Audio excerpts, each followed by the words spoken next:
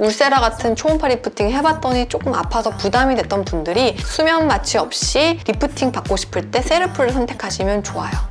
아, 무서워.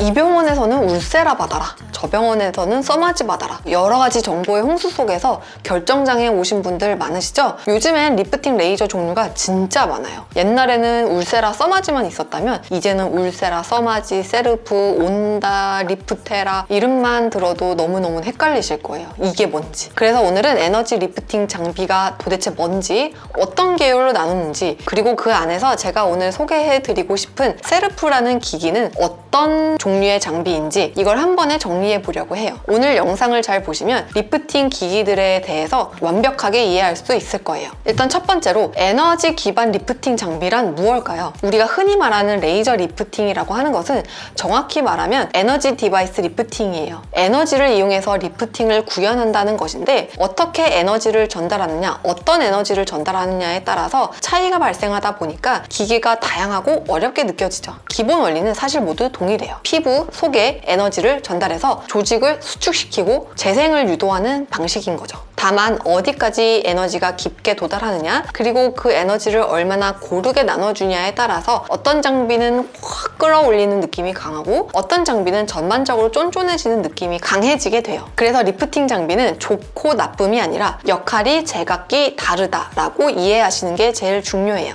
에너지 디바이스는 크게 세 가지로 나누어요. 첫 번째 초음파 계열, 두 번째 고주파 계열, 세 번째 마이크로웨이브 계열인데요. 먼저 초음파 리프팅이에요. 울세라, 슈링크 등의 장비들이 여기에 속하죠. 타겟팅하는 깊이에서 초음파 에너지들이 서로 모이게 되면 그곳에서 열이 발생하게 돼요. 그 열 에너지를 이용해서 조직의 수축과 재생을 유도하는 것이 초음파 리프팅 장비의 특징입니다. 비교적 깊은 층까지 정확하게 전달하는 게 특징이고요. 리프팅 힘이 강한 편입니다. 하지만 피부, 진피, 그리고 지방층 사이에 있는 스나스층을 타겟팅하는 거기 때문에 피부 밑에 지방층이 아주 얇은 사람, 얼굴살이 없는 사람들은 초음파 리프팅 장비를 잘못 사용했을 때는 꺼짐이 발생할 수 있습니다. 그래서 이런 초음파 리프팅 장비는 얼굴에 볼살이 풍부하게 있으면서 그것이 처진 경우에 확실하게 끌어올리고 싶을 때 하는 분들에게 잘 맞아요. 대신 단점도 있는데요. 약간의 통증이 있는 편이어서 수면 마취를 고려하시는 분들도 많아요. 예를 들어서 울세라를 깊은 곳에 타겟팅을 해서 중등도 이상의 에너지를 전달하면 상당히 아프게 느껴질 수도 있거든요. 특히 뼈 라인을 지나갈 때는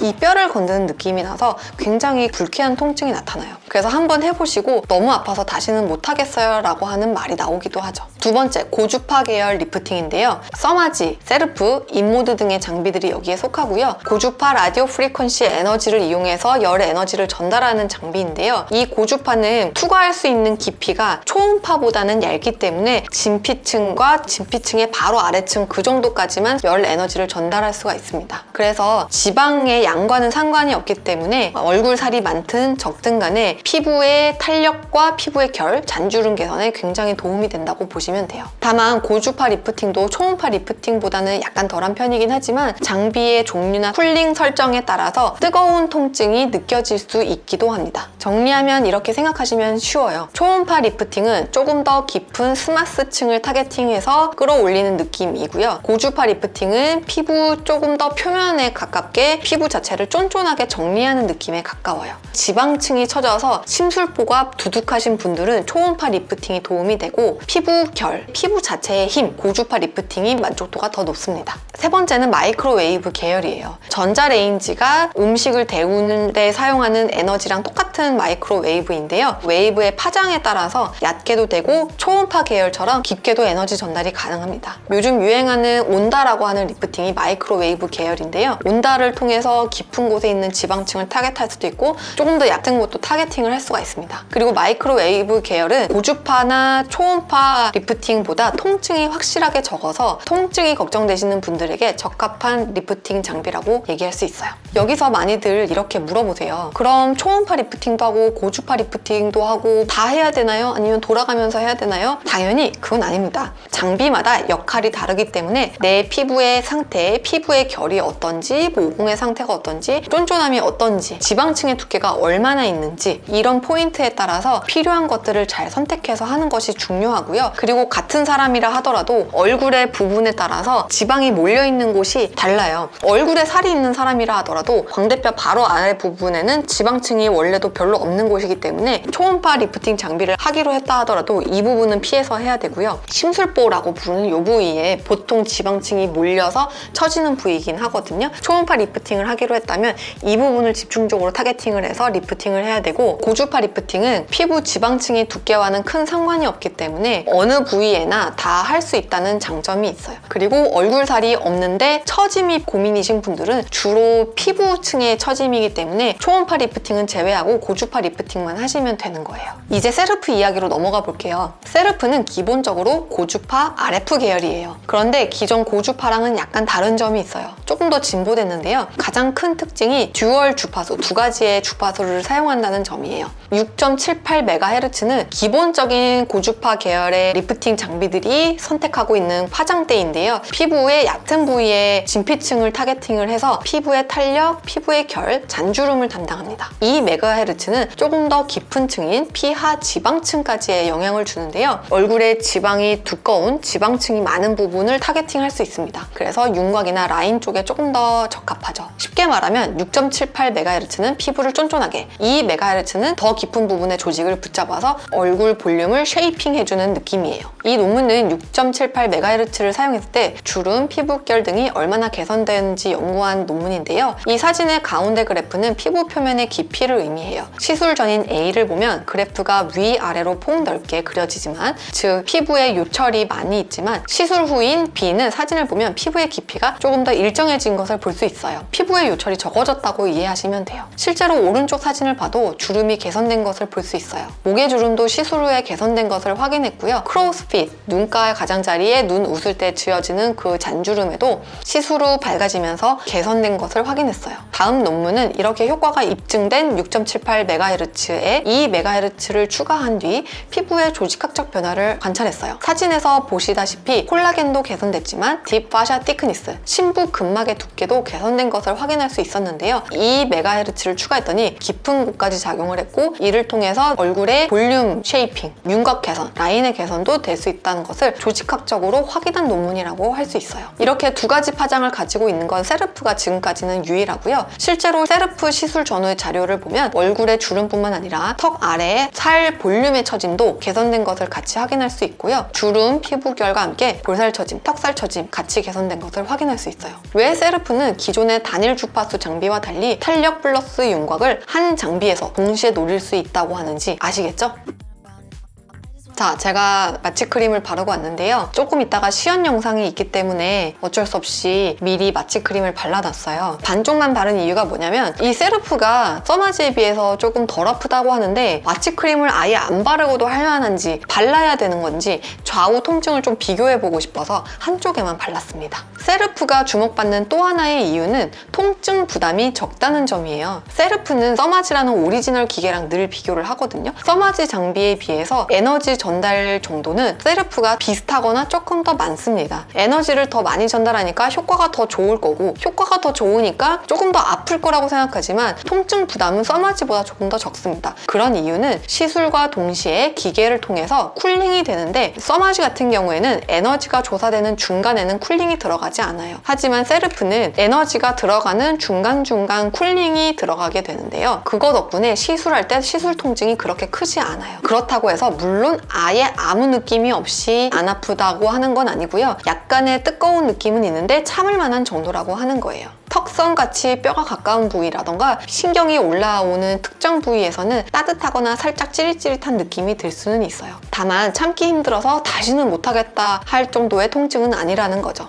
고주파 리프팅은 시술 직후에 약간의 타이트닝은 느껴지지만, 시술 직후에는 시작일 뿐이고, 진짜 변화는 피부 속 진피층에서 콜라겐이 재생되면서 몇 주에 걸쳐서 서서히 나타나는 변화가 진짜 효과예요. 그래서 당장 내일 사진 찍어야 하니까 예뻐 보여야 해서 하는 시술이라기보다는 피부 컨디션을 켜켜이 쌓아가는 시술이라고 이해하시는 게 더 정확해요. 그리고 세르프가 당연 만능은 아니에요. 꺼진 부분은 볼륨이 필요하고, 무거운 부분은 정도에 따라서 초음파 등 등에 더 깊게 때려줄 수 있는 다른 리프팅이 필요하기도 하죠. 그래서 리프팅은 무조건 한 가지로 해결하기보다는 내 얼굴에서 지금 가장 문제인 게 탄력인지 처짐인지 볼륨인지 이걸 먼저 구분하는 게 가장 중요해요. 꼭 전문의와 충분한 상담을 하시고 얼굴 상태에 따라서 각자의 필요한 치료를 잘 받으시면 됩니다.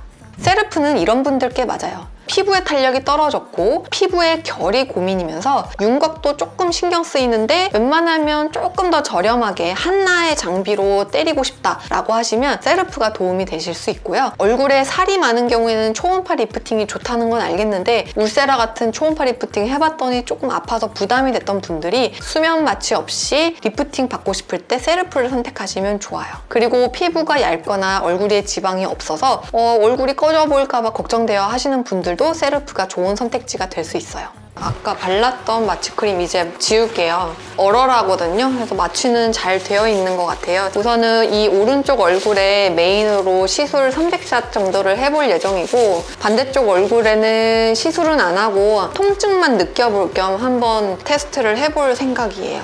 걔를 바르고 시술을 하는데 무서워. 아플 수도 있으니까 제일 쿨링 세게 해가지고 해봐야겠다. 제 얼굴을 보시면 옆볼은 좀 꺼져 있지만 입가의 이 부분에는 좀 살이 있고 이 부분엔 살이 없거든요. 제가 지금 해볼 모드는 딥모드인데 조금 깊은 곳을 타겟팅하기 때문에 옆볼의 꺼진 부위, 뒷부분은 메인으로 하지 않고 입가를 메인으로 해서 시술을 하도록 할게요. 시작할게요.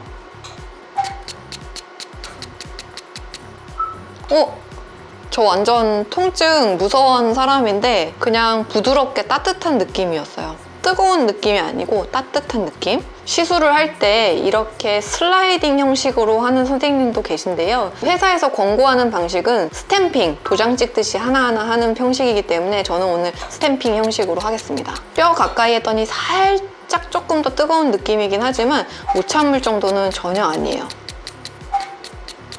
이쪽은 조금 뜨겁습니다. 그래도 아픈 정도는 아니고 놀랄 정도는 전혀 아니었습니다. 제가 팔자 위에 좀 지방이 있으니까 거기 한번 해볼게요. 시작! 하나도 안 아파요. 따뜻하기만 해요. 제가 지금 하고 있는데 느낌이 어떤 느낌이냐면 뜨거운 중간에 약간의 날카로운 차가운 느낌이 있어요. 그게 아마 쿨링이 되고 있는 느낌인 것 같아요. 하나도 안 아프니까 제가 반대쪽에 마취크림 안 바른 쪽에 용기 내서 한번 해보겠습니다. 자, 시작해보겠습니다. 여기. 마취크림 안 바른 쪽인데도 전혀 안 아파요. 진짜로 이 회사에서 얘기한 것처럼 마취크림 없이 해도 되겠네요. 일단 이쪽은 왼쪽 얼굴은 한 샷만 때렸고요. 파워가 지금 파워 7로 해서 하고 있어요. 일반적인 네, 평균적인 레벨. 네. 이중턱도 꽤 있는 편이기 때문에 초음파 리프팅 할 때 턱라인 밑에 하는 것도 상당히 아프거든요. 근데 얘는 할만한 것 같아요. 수면이 전혀 필요 없을 것 같아요. 뜨거. 여기는 좀 뜨거웠어요. 아예 안 뜨거운 건 아니네요. 미들 모드로 바꾸고 시작을 했는데요. 딥모드보다는 조금 더 표면에서 느껴지는 따뜻함. 이 특징이고 덜 아픈 것 같아요. 딥모드에 비해서. 딥모드 자체도 그렇게 아픈 건 아니었지만 미들 모드는 더 안 아픈 느낌.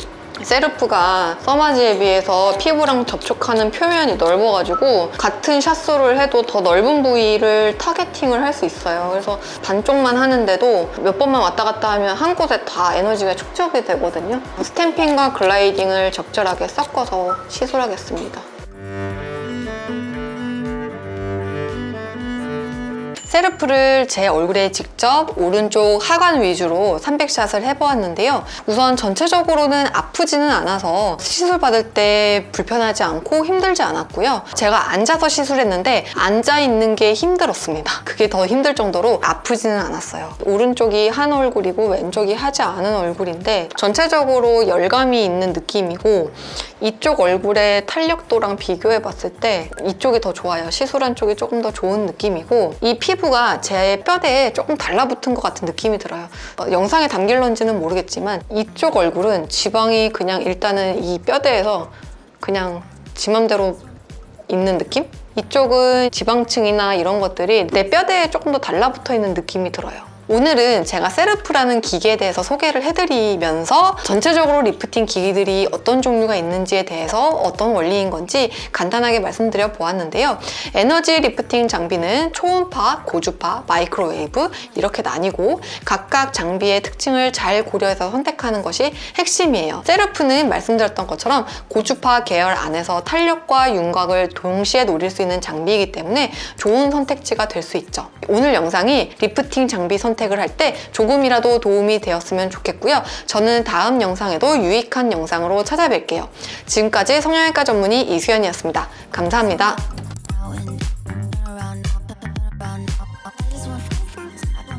이쪽 얼굴이 조금 더 통통하고 여기는 여기 기준으로 음영이 이렇게 지기 시작해요. 워낙에 여기 지방이 많았던 사람이라서 제가 완벽하게 이렇게 얇아지진 않았지만 요거랑 비교하면 턱이 영상에서 보일런지 모르겠어요. 여기 만져지는 느낌보다 여기가 뭔가 좀 더 쫀쫀하고 볼륨이 적은 느낌.